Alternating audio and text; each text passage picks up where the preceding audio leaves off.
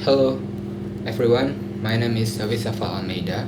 So in this video I'm going to explain my answer about listening speech final exam based on the Frederick Inbo TEDx talk. So let's start with the first question. Why did the speaker become a referee? So according to the video, the speaker decided to become a referee primarily because he wants to train his brain in a highly challenging environment. Then to learn how not to take things personally. Then additionally, he wants a practical way to stay in the good physical shape. Then next for the second question, how much does the speaker earn per match? So he said he earned exactly 20 euro per match. So he jokingly points out that it certainly won't make him rich. Then for the third question, what kind of comment do spectators usually show? So the spectator frequently shouting highly critical or insulting remarks, like he mentioned people yelling things like, "Are you blind? Are you a loser? Just another hobby," or "Go fishing," like that. And then for the next question, what is the first strategy mentioned by speaker? Certainly the strategy is it's not about me. This strategy requires us to consciously shift our focus away from our ego and look at the other person's perspective and their actually intention, rather than assuming their negative behavior is a deliberate attack on us. Then what is the second strategy? Actually, the second strategy is "it's about me." This strategy applies when someone's criticism hits a raw nerve because of our own underlying insecurities or unresolved past feeling. When this happens, instead of getting defense, we need to give ourselves empathy and constructively speak up about what we are expressing on the inside. Then for the next question, what does the speaker say the ego causes us to think personally? So our ego naturally want to be acknowledged, expect others to constantly take our feelings into consideration, and always want to be right. This deep desire to be right makes the ego incredibly defensive against any from perceived the criticism. Then how does shifting from me to we to help reduce negative reaction? Shifting from me to we helps by creating space for underlying instead of irritation.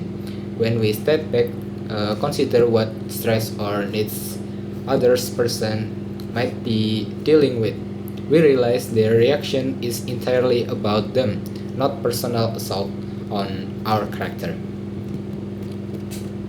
Then why do negative thoughts dominate our thinking according to the speaker? So he explained that our brains produce roughly 15,000 thoughts every day, but only about 10,000 of them are positive. This means 18% of our daily thoughts are inherently negative, which naturally dispose our minds to default to negative assumption when interpreting others' action. Then explain why the criticism becomes personal for someone. So criticism becomes deeply personal when it connects to rooted insecurity. The speaker notes that these vulnerabilities often originate from childhood experience when individuals felt they were simply never good enough in the eyes of others. Then what is the deeper message of 20 euro or example at the end? The core message is that no matter if the 20 euro bill is crumbled, stopped on, or split on, it never loses its value. In the same way, no matter how much other people attack, criticize, or ignore us, we will always keep our intrinsic value as a human being. Okay, for number 11, have you ever taken something personally, like the speaker? Give a same example. So yes, absolutely. For instance, when I am working on a university group project and my teammates member don't reply my message or seem distant, I easily take it personally. My immediate thoughts is usually its reflection on my lack of leadership of capability, rather than considering they might be just busy or overwhelmed. Then for the question number 12, when someone criticizes you, how do you usually react and why? Honestly, my instinctive reaction is often to get quiet defensive because my ego want to feel like I'm in the right. However, after processing the speaker advice, I'm trying to train myself to pause, step back, and evaluate whether the critic has constructive truth and to it, or if the person is simply venting their own frustration. And then next is, which strategy do you think is easier? Not about me or it's about me? I believe that it's not about me can sometimes be easier because it relies on external logic, like reasoning that a friend is just having a bad day. On the other hand, it's about me requires immense vulnerability because it forces you look closely in the mirror or confront your deepest insecurities. Then, do you agree that most negative feeling come from your own thoughts, not other, and why? So I completely agree since 18% of our daily thoughts are negative. In the real emotional pains doesn't usually stem our external action itself, but rather from highly negative imaginary narrative we build around the action inside our own heads.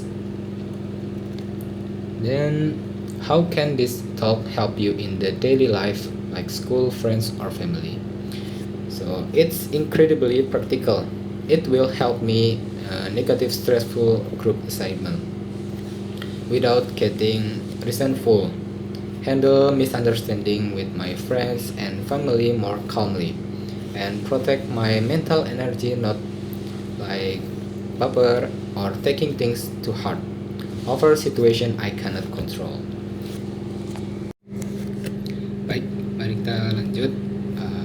Selanjutnya,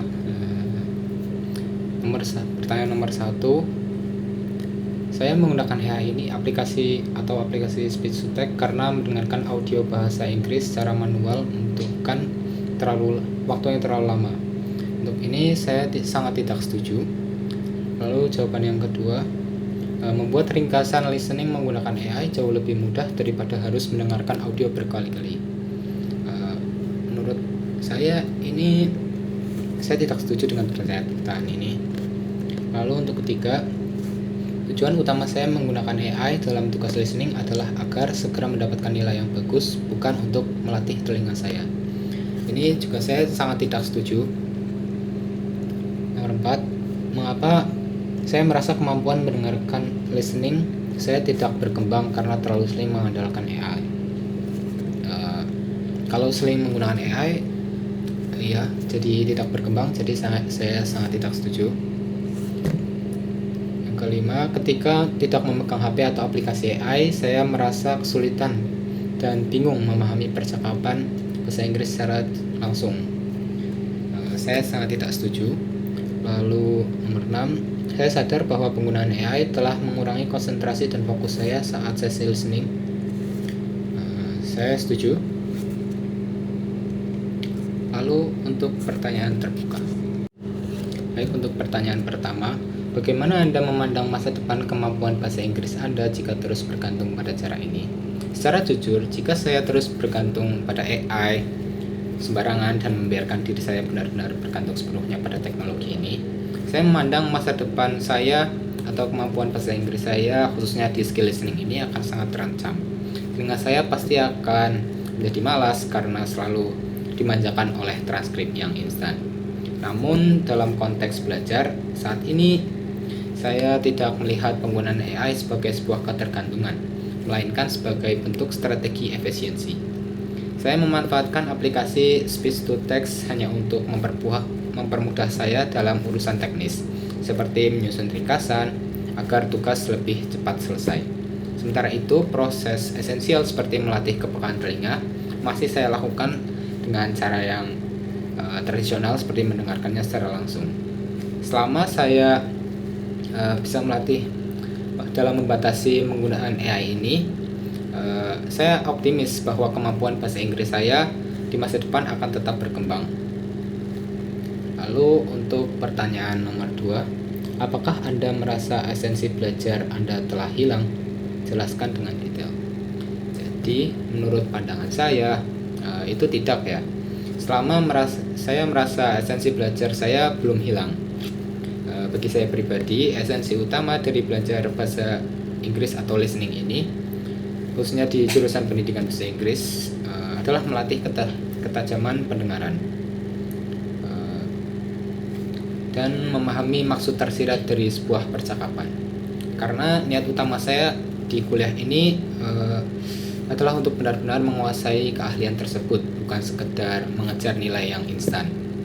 Saya tetap aktif melatih telinga saya secara manual, baik dalam interaksi sehari-hari di kelas maupun saat berkomunikasi langsung tanpa menggunakan AI. Memang tak bisa dipungkiri saat ini bahwa kehadiran AI mengubah metode kita dalam menyelesaikan sebuah tugas menjadi lebih praktis. Namun, perubahan metode ini tidak serta-merta menghapus esensi belajar. Selama kita sebagai mahasiswa tahu batasan dan bisa mengontrol penggunaan tersebut, esensi belajar itu baru akan benar-benar hilang jika AI terus membantu berpikir. Selagi kontrol masih ada di tangan saya, esensi belajar itu akan tetap terjaga. Mungkin itu pendapat dari saya, dan video ini cukup dari saya. Terima kasih. Assalamualaikum warahmatullahi wabarakatuh.